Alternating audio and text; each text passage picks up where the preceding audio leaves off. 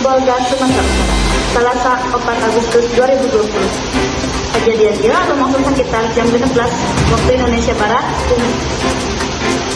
Nalika korban berneangan fisik dikeun bahan bangunan. Aya 4 urang anu katimbun dina musibah itu. Dua korban anu maut nyaeta AN umurna 14 tahun jeung JH umurna 20 tahun.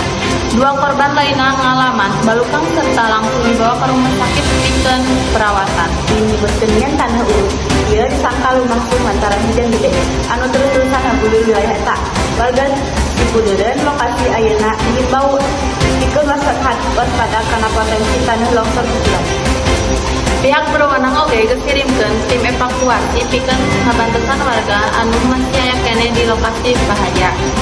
Kejadian ieu nyisahkeun duka Umum Pemilu 2025 di Jawa Barat lumangsung aman serta tertib dina Rebo 22 bulan Juli 2025. Warga antusias menggunakan hak pemilihan pikeun memilih calon legislatif yang presiden anyar.